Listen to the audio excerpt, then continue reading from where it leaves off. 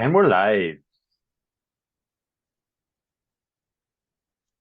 Um, who's getting suspended for 5 games? 5 games is more like his whole career. Kyrie's not going to play again, he's saying, for the Nets. They're saying. Are yeah, are we gonna get suspended for 5 games?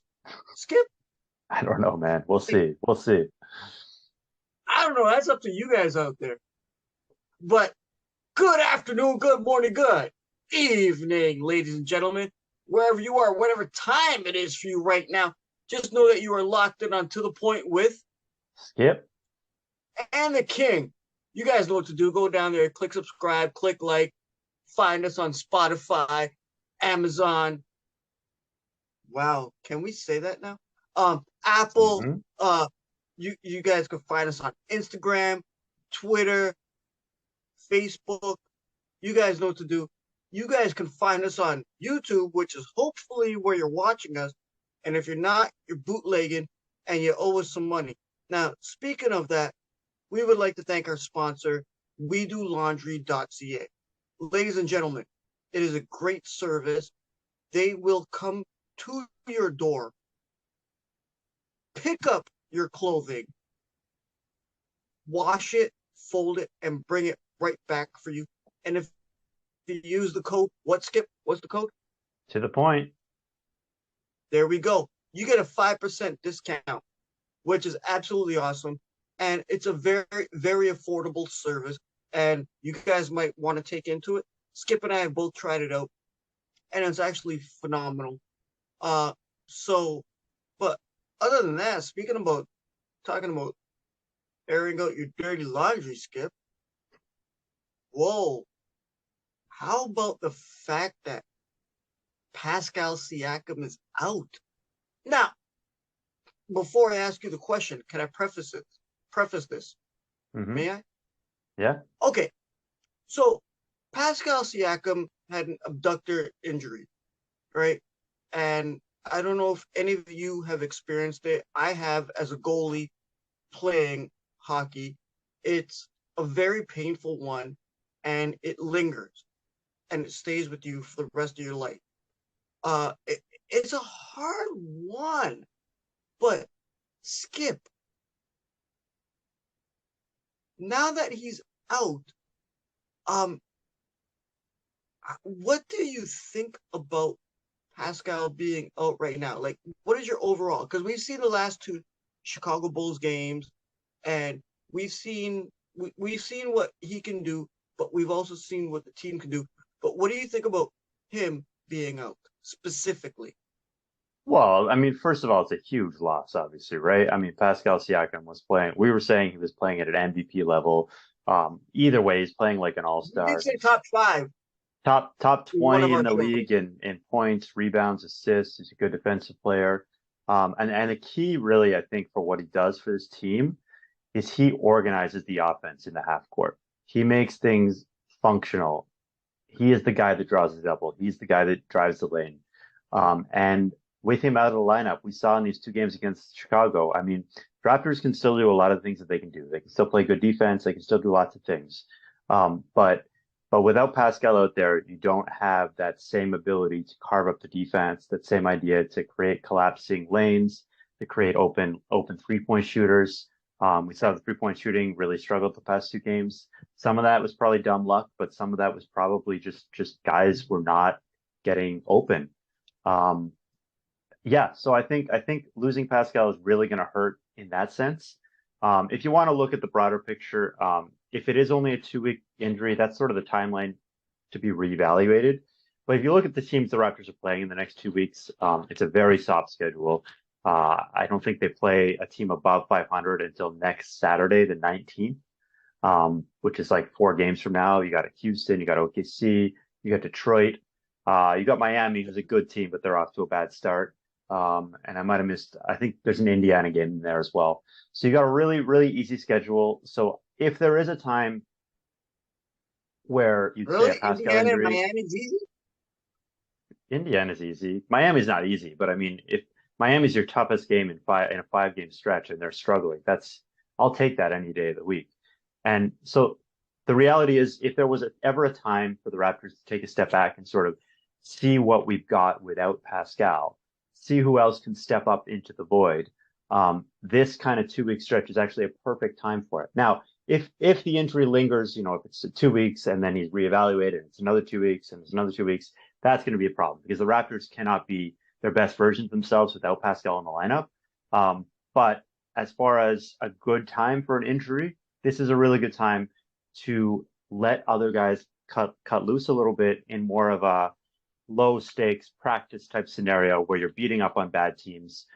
Counterpoint, if you lose to those teams, that makes things harder for you in the long run. But I think the Raptors are more than capable of stepping up and taking care of business against these teams, even without Pascal in the lineup. Skip, you just freaking nailed it. We've been saying this to nauseum. Well, I've been saying it like crazy. The Raps, because okay, this is completely off script, but just because of what you said, but the Raps, they're building as a team, right? And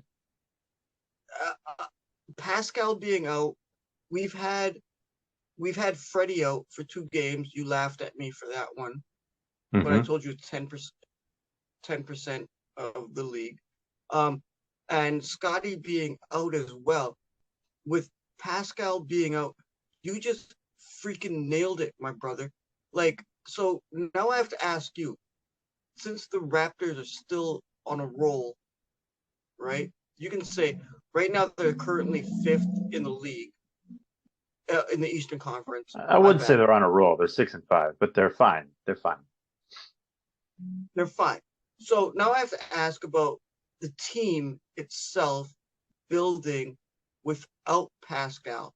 And ladies and gentlemen, let me tell you, you have an abductor injury, that I'm telling you from experience, that sucks. It's hard. So Skip, how do you see the team playing without Pascal? Because it's going to be 2 weeks before he gets reevaluated, and then it might be a couple more games before he gets back into the fold. Well, I think so. Obviously, if you look up and down the roster, the one guy on the roster who can replicate what Pascal does is Scottie Barnes. And so I think the idea going into this stretch was Scottie was going to take the mantle, try to be that Pascal Siakam character who can be that triple threat in the paint, ball handler, passer, scorer, all of the above. And so I think they went into the Chicago series kind of with that in mind. And if you watch the first kind of 5-6 minutes of that first Chicago game, there was a real emphasis on getting the ball to Scottie, having him run the offense, and it just kind of didn't work. Did you see that? Well, the dunk was later. The dunk was later. The dunk was epic, but that was in the second game. I'm talking about the first game here. In the first game, you saw them kind of try to go to Scottie as a lead initiator, try to play Fred off ball, try to replicate the Pascal Siakam offense through Scottie. And for whatever reason, it didn't work. And they kind of pretty quickly got down in that game and switched the reins back to Freddy. And we saw a little bit more of the classic style Raptors with Freddy dominant. And Scottie, I'll be honest, even despite that dunk, Scottie has kind of struggled the past couple games. And he's looked really, really sore on that ankle. And I think honestly, if Pascal wasn't out of the lineup right now, that's what I'm going to say. I think if Pascal wasn't out of the lineup right now, we'd be talking about maybe it's time for Scottie to take a week off or 3 or 4 games off.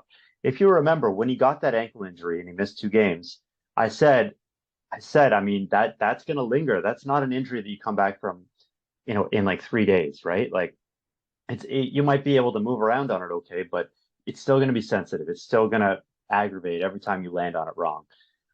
So I think Scottie has kind of really that ankle injury looks like it's really flared up on him. And I wouldn't be surprised if he just took a couple games off. I know he's 21 years old. I know his body bounces back really fast, but he could really use a break. Yeah, he ain't my age. But the problem is like the goal was that this is the opportunity for him to try and be this player, be this focal point of the offense that he's totally capable of being. if he's healthy, even if he's not healthy, as we saw by that Giannis style dunk over Vooch. That was top ten dunk in Raptors history, honestly. Just insane. Um, I Wow. actually live I thought he traveled on it, but I don't think he traveled. It was a very nice play. Um, He just brought it like this, and then went like this, and went, you know what? Screw you, yeah, just going and in. popped it right in. But I Like, think come on.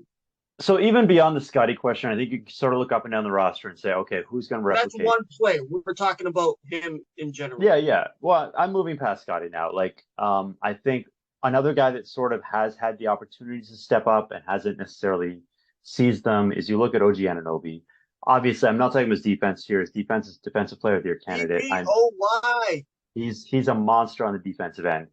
But we've seen as amazing as he is at getting steals, at forcing turnovers, when he's tasked with handling the ball on offense, you see a lot of those go back the other way, right? Because he's just not that's just not really his game. And I think he has it in his bag a little bit. I don't think he should be completely relegated to being a 3D player. But I think what you kind of have to look at OG as is he's the That's guy. what he's needed as. Well, he's the That's what guy he's who needed. can get the ball and drive the paint once the defense has collapsed. He's that guy. When you try to give him the ball at the top of the key and have him break guys down against a set defense, he's not that guy. It's just he just doesn't have quite the ball handling skills.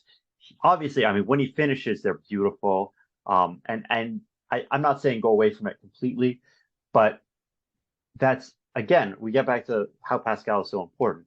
Pascal is so great for creating the double team and then opening a lane for a guy like OG to drive down the lane, right? So that's where I don't think OG can replicate what Pascal does. I mean, not a lot of people can. So I and then I guess the big question is you can go back to Fred VanVleet, which as we've seen in the past, look, Whoa. VanVleet as an initiator, he's not a bad player as an initiator. What happens is I was watching those two Chicago games. You see VanVleet flare off a screen and hit these crazy 3-point shots, and it's beautiful. It's perfection. And you're like, this guy, if that was all he was asked to do, this guy would be the best spot up shooter in the league. When you try to Okay, turn him into a point guard, he's skip. more. I'm wrapping up my point. Give me a sec. When you try to turn him into a point guard, he's more like middle of the pack. Like, yes, he could score. He struggles in the lane. He can do things. He can create for others. Great lob passes to Koloko. But if Oh, he's playing off dude, somebody, dude. Him to Koloko, it's beautiful, phenomenal. I haven't seen that in years. beautiful. Yeah. That's The last amazing. time the Raptors had a lob threat like that, like I can't even remember one like off the top of my head. Like I'm not go even like talking 10 about the years. Raptors. I'm talking about the NBA in general. Yeah, yeah. So anyway, I think when VanVleet's initiating offense, he's totally capable of doing it. But when we're saying we need to get him off ball, we're talking about the idealized version of this Raptors team. We're talking about the championship level version of this Raptors team. VanVleet coming off those ball screens, that is a lethal threat. And that's sort of the optimum goal. But obviously, in the meantime, he's going to have to step up and do a lot of the stuff that Pascal is doing. You know what, Skip? You're talking about Fred VanVleet. May I? May I? Yeah, yeah. Okay. Mom, I got your back. No, seriously, Mom, I got your back. Okay. Fred VanVleet, there's been a lot of people out there that have said, trade Fred, get rid of him, this and that, like, oh, but those are like what we've called before, Skip, fair weather fans that don't really understand the game, right? Um, and they put him down, which to me is atrocious because he's been a huge part of this Raptors organization and their championship run in 2019 when we first started this. You guys go check it out. Um, I he's been think an I think we took those integral. videos off the air, but go ahead, go on. It's on Facebook. They can find it. But he's been an integral part, and like a lot of people will doubt and hate on him. And yes, I do understand your qualms with it, where when he is on the court, it changes the style of play that the Raptors have, that your Toronto Raptors have. You know, with the positionless 6'9", you know, Scottie at the point, Delano, all that. I get it. I get it. I understand. I feel for you guys. But you gotta have that Fred VanVleet in there. Yes, mom, I got your back. I got your back. Don't worry. Um, you kind of gotta have that when it comes to the Raptors' success, because, like I said, he's an integral part. There's a reason why he's there. There's a reason why Masai is a genius. There's a reason why Bobby Webster is also a genius as well, like myself. But Skip, what I wanted to ask you is, you kind of touched on it, but the other players that are involved in this team, including the bench, including those that have to fill in the gaps for the starting lineup, like when Scottie was out, when Fred was out, now Pascal's out. Like, how can they adapt? And who do you see coming out? And don't tell me Thaddeus Young, because I know you're a Thaddeus Young boy. But who do you see that can actually help, including Christian Koloko? By the way, we were the ones that predicted Christian Koloko would be a Raptor at number 33. And yes, Skip, you did laugh. But go on. Koliko's been amazing. He's been incredible. I thought early in the season, Six blocks?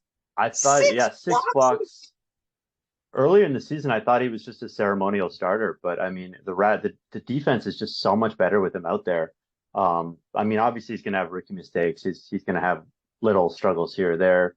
Not great at finishing if it's not a dunk, but he's not out there for his offense. He's out there for his defense, and he's really helped organize the defense. And the Raptors are much better with him on the floor than off it. The guy who's actually bro, he's like my age in a 20-something-year-old body. It's ridiculous what he could do. Yeah, he's a monster. That first Bulls game, especially 6 blocks, he was just a complete monster. I Obviously the bench has been a huge concern. I was looking at some on-offs, and the only bench guys, I mean, assuming you counting Koloko as a starter, because he's been a starter really more than he's been not this year. The only bench guy with a positive on-off is Chris Boucher.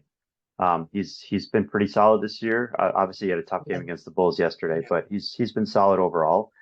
Precious, below average. Not below average. Negative on off. Thad, negative on off. Otto Porter Jr., negative on off. Banton, major negative on off. Now, obviously, some of this is small samples. Some of this is cumulative because of the lineups you've been they're playing with. harping on Otto Porter Jr. for the last while, so yeah. But the point is, whatever we want to say about these guys, like the names on paper, they look like they should be a coherent bench unit. They look like they should work. The numbers don't back it up. The numbers say that Toronto I've is been much saying better. that for how long?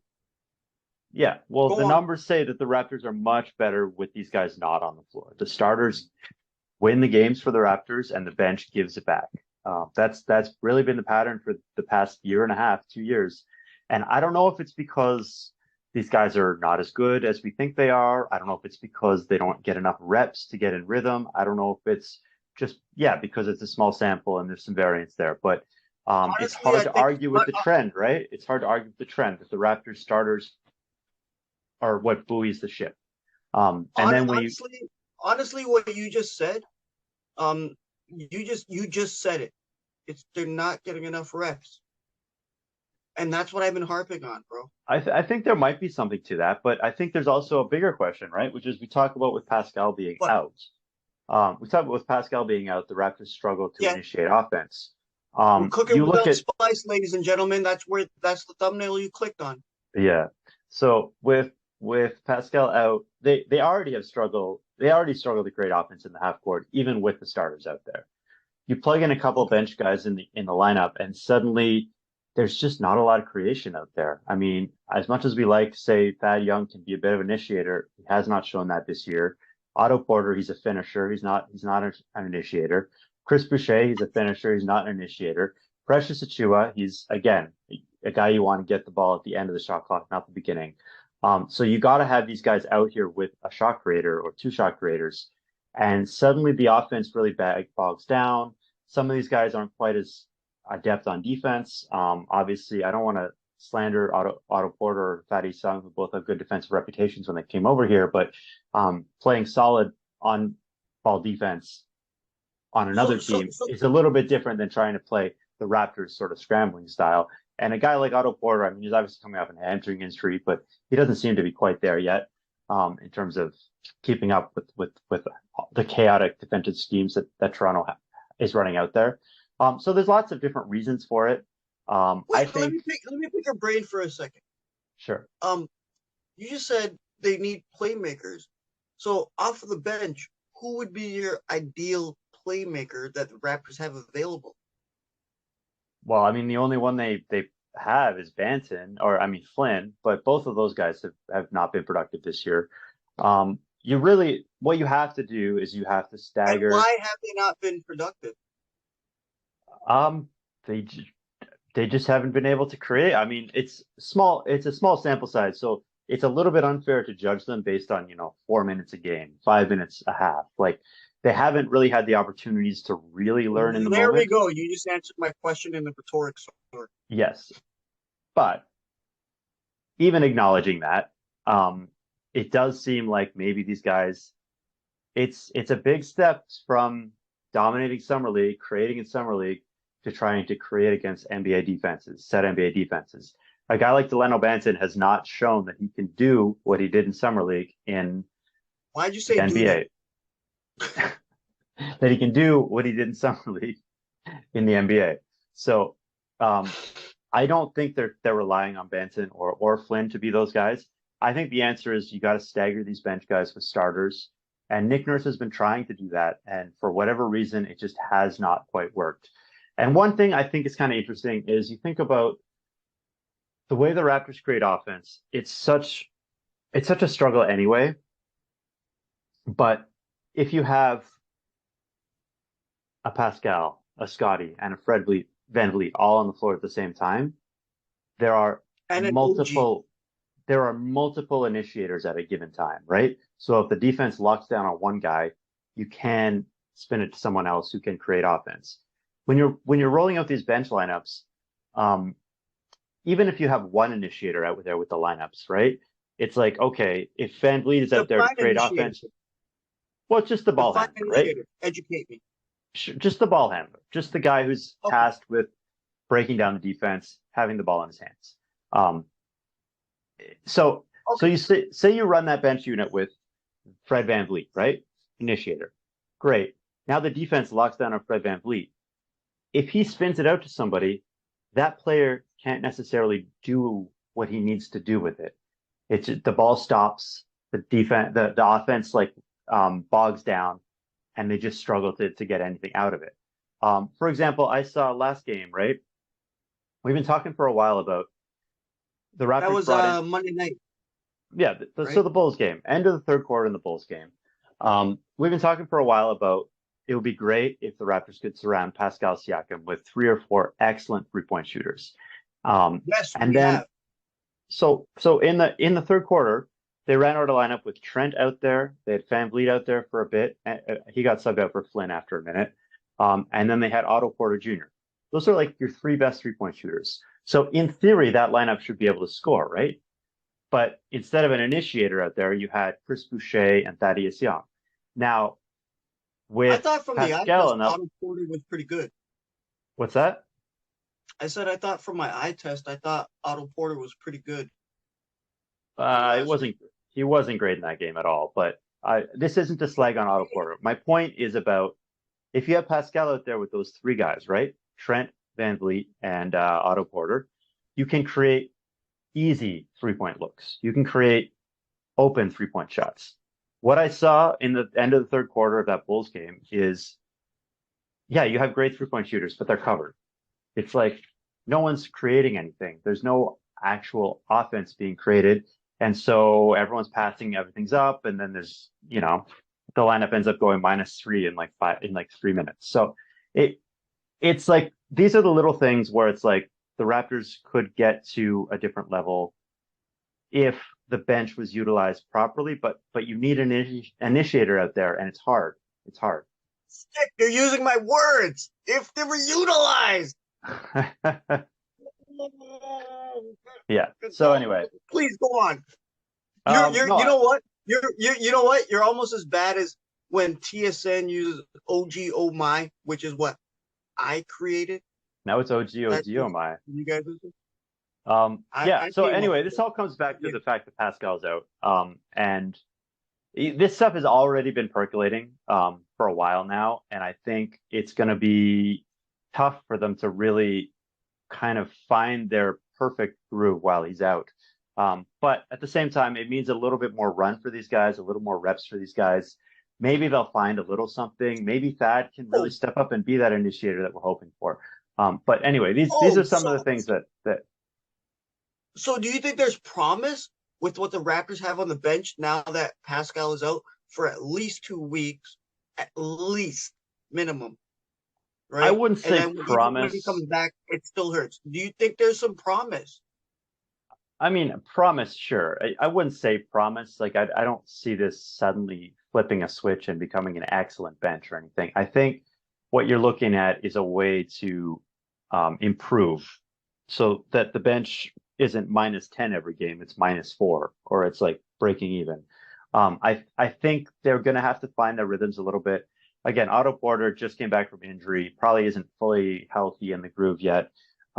Once Scottie gets a little bit healthier, once Pascal comes back, these things will start to fall into place a little bit more. So I think you can kind of treat this, especially this next 2 weeks against the bad teams, you can treat this almost like a little bit like training camp. I mean, you're still obviously playing to win. You're still not going to be taking these teams super lightly, but there's room to experiment. There's room to try a little this, try a little that. And hopefully you just hope that these guys can find their grooves. Like even an OG Anunoby can get a little bit more confident in the lane. A Precious Achua can find his 3-point shot again. An Otto Porter, I mean, the shot's fine, but can maybe just get a little bit more mobile on defense. So there's lots of room for all these things to come together. It's very early in the season. But at the same time, I think the issues I pointed out are real. I think there's a reason a lot of people are saying the Raptors needed a backup point guard this offseason, and they just really haven't found that.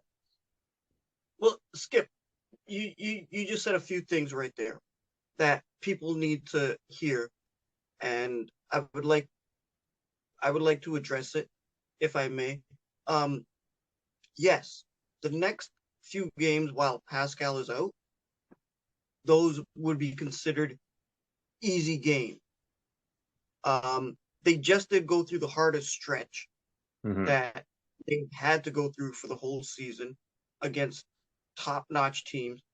Now, before we get out of here, can you finish and tell me how important Scottie Barnes is for the Toronto Raptors when it comes to these next few games? I think if you're not going to rest him, which I think there might be some reason to do that, then I think he's got to that means that in your mind he's healthy enough to do what he needs to do. And if he's healthy enough to do what he needs to do, then against bad teams, he needs to become the focal point of Toronto's offense. That means he's got to be getting the ball top of the key. He's got to be the triple threat who's driving the lane, looking to pass, looking to collapse the defense one way or another. And I absolutely think that he has all the skills necessary to do so.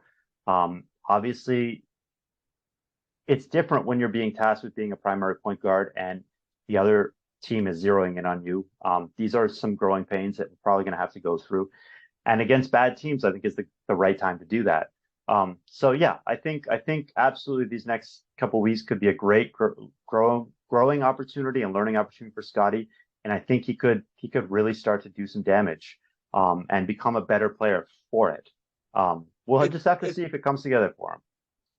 it's that time, like I said on one of the other episodes, that is it time for the Raptors to use Philly that game as a guinea pig?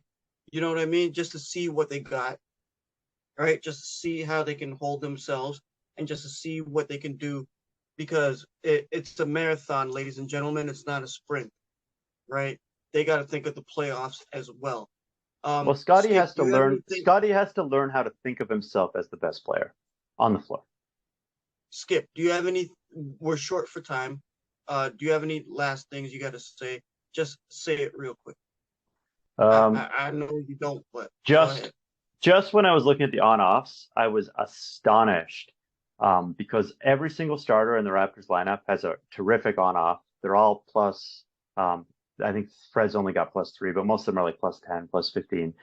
And then you look at Gary Trent's number, and it's like -17, which is, I mean, it's a small sample. He obviously had that one game where he was terrible, but dude, that's not a good look. That I don't know if that's because he's being asked to prop up these terrible bench lineups, but his numbers are not where they need to be.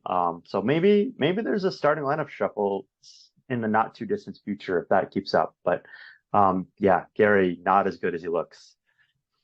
Yeah, I've been saying that when he's hot, he's hot. When he's not, Exactly. right? Thank you, Skip. We thank you guys out there for enjoying and subscribing and liking. We really do appreciate it. We really hope you guys enjoy everything that we do.